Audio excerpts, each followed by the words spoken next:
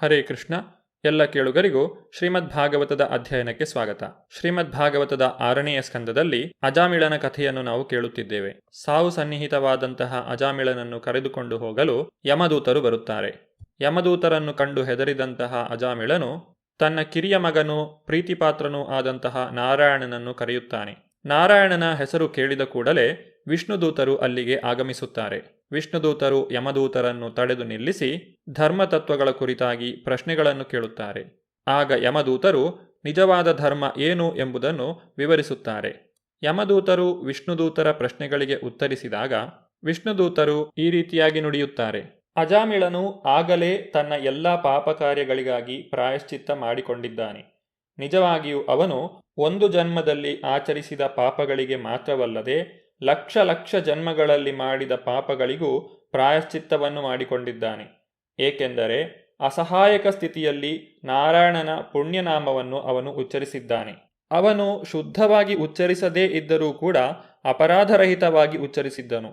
ಆದ್ದರಿಂದ ಅವನು ಈಗ ಶುದ್ಧನಾಗಿದ್ದಾನೆ ಮತ್ತು ಮುಕ್ತಿಗೆ ಅರ್ಹನಾಗಿದ್ದಾನೆ. ನಾಮ್ನೋ ಹಿ ಯಾವತೀ ಶಕ್ತಿ ಪಾಪ ನಿರ್ಹರಣೇ ಹರೇ ತಾವತ್ ಕರ್ತುಂ ನ ಶಕ್ನೋತಿ ಪಾತಕಂ ಪಾತಕೀ ನರಹ. ಶ್ರೀಹರಿಯ ಒಂದು ಪುಣ್ಯನಾಮವನ್ನು ಉಚ್ಚರಿಸುವುದರಿಂದಲೇ ಪಾಪಿಯಾದವನು ತಾನು ಮಾಡಲು ಸಾಧ್ಯವಾಗುವುದಕ್ಕಿಂತ ಹೆಚ್ಚು ಪಾಪಗಳ ಪ್ರತಿಕ್ರಿಯೆಗಳನ್ನು ನಿವಾರಿಸಬಲ್ಲನು. ಇದನ್ನು ಬೃಹದ್ವಿಷ್ಣು ಪುರಾಣದಲ್ಲಿ ಹೇಳಲಾಗಿದೆ. ಹಾಗೆಯೇ ಗರುಡ ಪುರಾಣದಲ್ಲಿ ತಿಳಿಸಿರುವಂತೆ ಅವಶೇನಾಪಿ ಯನ್ನಾಮ್ನಿ ಕೀರ್ತಿತೆ ಸರ್ವಪಾತಕೈ ಪುಮಾನ್ ವಿಮುಚ್ಯತೆ ಸದ್ಯ ಸಿಂಹಸ್ತತ್ರೈರ್ ಮೃಗೈರಿವ. ವ್ಯಕ್ತಿಯು ಅಸಹಾಯಕ ಸ್ಥಿತಿಯಲ್ಲಿ ಅಥವಾ ಇಚ್ಛೆಯಿಲ್ಲದೆಯೂ ಕೂಡ ಭಗವಂತನ ಪುಣ್ಯನಾಮವನ್ನು ಕೀರ್ತಿಸಿದರೆ ಸಿಂಹವು ಗರ್ಜಿಸಿದ ಮಾತ್ರಕ್ಕೆ ಎಲ್ಲ ಚಿಕ್ಕ ಪ್ರಾಣಿಗಳು ಹೆದರಿ ಓಡುವಂತೆ ಅವನ ಪಾಪಮಯ ಜೀವನದ ಸಕಲ ಪ್ರತಿಕ್ರಿಯೆಗಳು ಹೊರಟು ಹೋಗುತ್ತವೆ. ಸ್ಕಂದ ಪುರಾಣದಲ್ಲಿ ತಿಳಿಸಿರುವಂತೆ ಸಕೃದುಚ್ಚರಿತಂ ಯೇನ ಹರಿರಿತ್ಯಕ್ಷರದ್ವಯಂ ಬದ್ಧ ಪರಿಕರಸ್ತೇನ ಮೋಕ್ಷಾಯ ಗಮನಂ ಪ್ರತಿ. ಹರಿ ಎಂಬ 2 ಅಕ್ಷರಗಳಿಂದ ಕೂಡಿರುವ ಭಗವಂತನ ಪುಣ್ಯನಾಮವನ್ನು ಒಂದು ಸಲ ಉಚ್ಚರಿಸುವುದರಿಂದ ವ್ಯಕ್ತಿಯು ತನ್ನ ಮುಕ್ತಿ ಮಾರ್ಗವನ್ನು ಖಚಿತಪಡಿಸಿಕೊಳ್ಳುತ್ತಾನೆ. ಅಜಾಮಿಳನನ್ನು ಯಮದೂತರು ಯಮರಾಜನ ನ್ಯಾಯಾಲಯಕ್ಕೆ ಕರೆದೊಯ್ಯುವುದನ್ನು ವಿಷ್ಣುದೂತರು ಏಕೆ ಆಕ್ಷೇಪಿಸಿದರು ಎಂಬುದಕ್ಕೆ ಇದು ಕಾರಣವಾಗಿದೆ. ಹಿಂದೆಯೂ ಕೂಡ ಊಟ ಮಾಡುವಾಗ ಮತ್ತು ಇತರ ಸಮಯಗಳಲ್ಲಿ ಈ ಅಜಾಮಿಳನು ತನ್ನ ಮಗನನ್ನು ನನ್ನ ಪ್ರೀತಿಯ ನಾರಾಯಣ, ದಯವಿಟ್ಟು ಇಲ್ಲಿಗೆ ಬಾ ಎಂದು ಹೇಳುತ್ತಾ ಕರೆಯುತ್ತಿದ್ದನು. ತನ್ನ ಮಗನ ಹೆಸರನ್ನೇ ಕರೆಯುತ್ತಿದ್ದರೂ ಅವನು ನಾರಾಯಣ ಎಂಬ 4 ಅಕ್ಷರಗಳನ್ನಾದರೂ ಉಚ್ಚರಿಸುತ್ತಿದ್ದನು.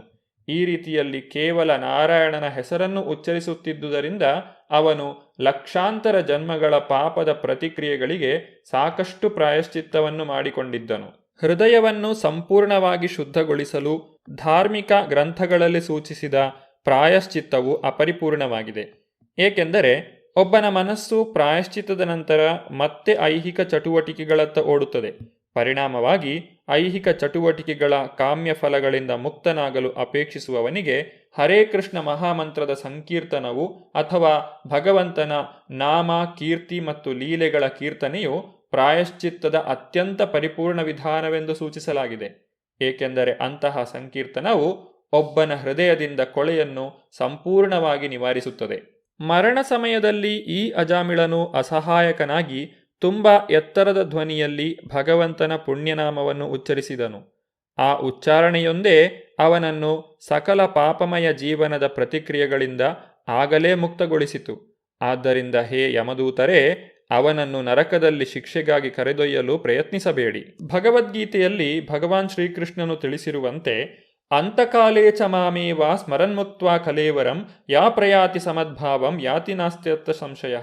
ಅಂದರೆ ಮರಣಕಾಲದಲ್ಲಿ ವ್ಯಕ್ತಿಯು ಕೃಷ್ಣ ನಾರಾಯಣರನ್ನು ಸ್ಮರಿಸಿದರೆ ನಿಶ್ಚಯವಾಗಿಯೂ ಕೂಡಲೇ ಭಗವದ್ಧಾಮಕ್ಕೆ ಹಿಂದಿರುಗಲು ಅರ್ಹನಾಗುತ್ತಾನೆ. ಸಾಂಕೇತ್ಯಂ ಪಾರಿಹಾಸ್ಯಂ ವಾ ಸ್ತೋಭಂ ಹೇಳನಮೇವ ವಾ ವೈಕುಂಠನಾಮಗ್ರಹಣಂ ಅಶೇಷ ಅಗಹರಂ ವಿದುಹು. ಅಂದರೆ ಭಗವಂತನ ಪುಣ್ಯನಾಮಗಳನ್ನು ಕೀರ್ತನೆ ಮಾಡುವವನು ಬೇರೆ ಏನನ್ನೋ ಸೂಚಿಸುತ್ತಾ ಪರೋಕ್ಷವಾಗಿ ಮಾಡಬಹುದು, ಪರಿಹಾಸಕ್ಕಾಗಿ ಮಾಡಬಹುದು, ಮನೋರಂಜನೆಯ ಸಂಗೀತವಾಗಿ ಹಾಡಬಹುದು, ಅಥವಾ ಉಪೇಕ್ಷೆಯಿಂದಲೂ ಸಂಕೀರ್ತನೆ ಮಾಡಬಹುದು. ಹೀಗೆ ಮಾಡಿದರೂ ಕೂಡ ಮಾಡಿದವನು ಅವನ ಲೆಕ್ಕಕ್ಕೆ ಸಿಕ್ಕದ ಪಾಪ ಫಲಗಳಿಂದ ಕೂಡಲೇ ಬಿಡುಗಡೆಯನ್ನು ಪಡೆಯುತ್ತಾನೆ.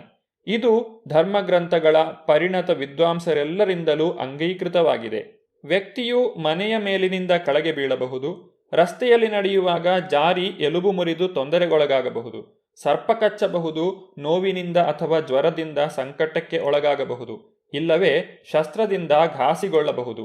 ಹೀಗೆ ಯಾವುದೇ ಕಾರಣದಿಂದ ಮರಣ ಹೊಂದುವ ಮೊದಲು ಶ್ರೀಹರಿಯ ನಾಮವನ್ನು ಜಪಿಸಿದರೆ ಅವನು ಪಾಪಿಯಾಗಿದ್ದರೂ ಕೂಡ ನರಕ ಪ್ರವೇಶದಿಂದ ಕೂಡಲೇ ಮುಕ್ತನಾಗುತ್ತಾನೆ.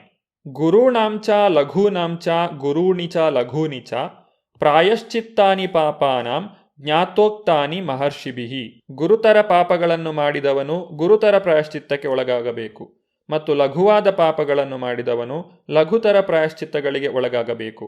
ಹೀಗೆ ಪ್ರಾಯಶ್ಚಿತ್ತವನ್ನು ಹೊಂದಬೇಕು ಎಂದು ವಿದ್ವಾಂಸರು ಮತ್ತು ಋಷಿಗಳಾದ ಪ್ರಮಾಣಿಭೂತರು ಎಚ್ಚರಿಕೆ ನೀಡಿದ್ದಾರೆ. ಆದರೆ ಹರೇ ಕೃಷ್ಣ ಮಹಾಮಂತ್ರದ ಜಪದಿಂದ ಗುರುತರ ಅಥವಾ ಲಘುತರವೆಂಬ ವಿಚಾರವಿಲ್ಲದೆ ಪಾಪ ಕಾರ್ಯಗಳ ಸಕಲ ಪರಿಣಾಮಗಳು ದಮನವಾಗುತ್ತವೆ.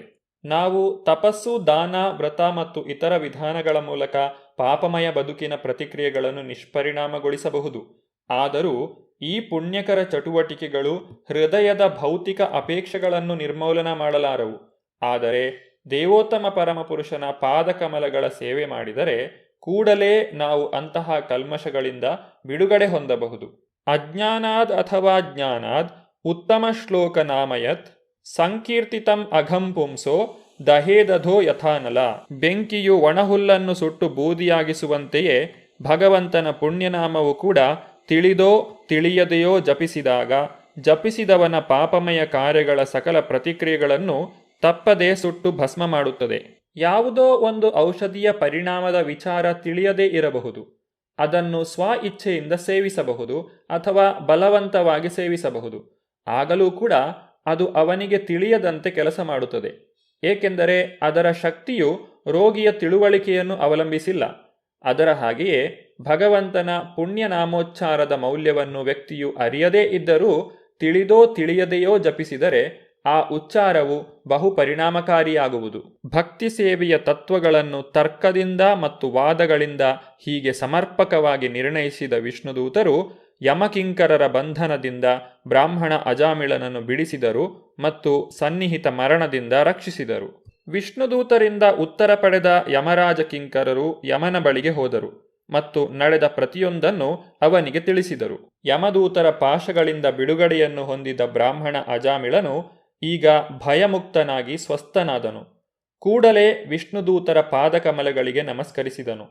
ಅವನು ವಿಷ್ಣುದೂತರ ಸಾನ್ನಿಧ್ಯದಿಂದ ಅತಿ ಸಂತುಷ್ಟನಾಗಿದ್ದನು. ಏಕೆಂದರೆ ಅವರು ತನ್ನ ಜೀವವನ್ನು ಯಮದೂತರ ಕೈಗಳಿಂದ ರಕ್ಷಿಸುವುದನ್ನು ಅಜಾಮಿಳನು ಕಂಡಿದ್ದನು.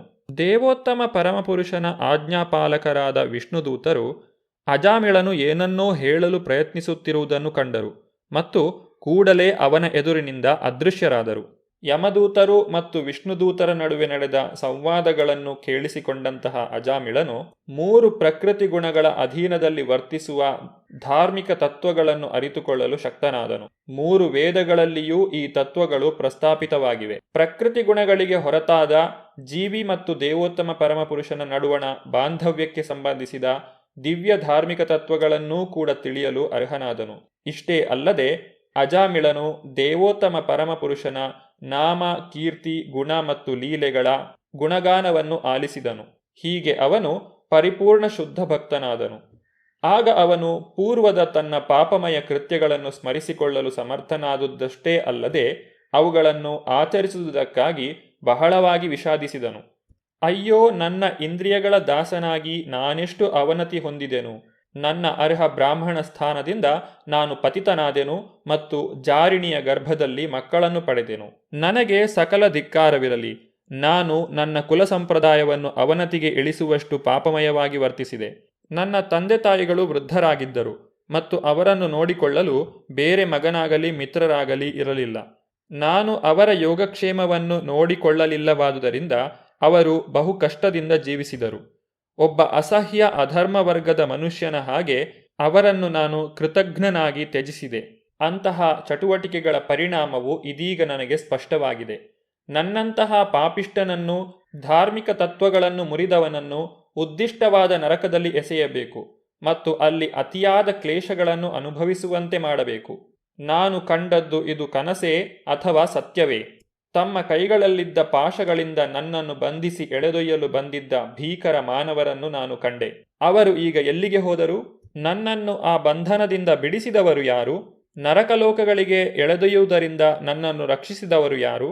ಮುಕ್ತರಾದ ಮತ್ತು ಬಹು ಸುಂದರರಾದ ಆ 4 ವ್ಯಕ್ತಿಗಳು ಈಗ ಎಲ್ಲಿಗೆ ಹೋದರು? ಅಜಾಮಿಳನು ಈ ರೀತಿಯಾಗಿ ತನ್ನಲ್ಲಿಯೇ ಪ್ರಶ್ನೆಗಳನ್ನು ಮಾಡಿಕೊಳ್ಳುತ್ತಿದ್ದನು. ನಂತರ ಮುಂದಕ್ಕೆ ಅಜಾಮಿಳನು ಏನು ಮಾಡಿದನು ಎಂಬುದನ್ನು ನಾವು ಮುಂದಿನ ಸಂಚಿಕೆಯಲ್ಲಿ ನೋಡೋಣ. ಧನ್ಯವಾದಗಳು. ಹರೇ ಕೃಷ್ಣ.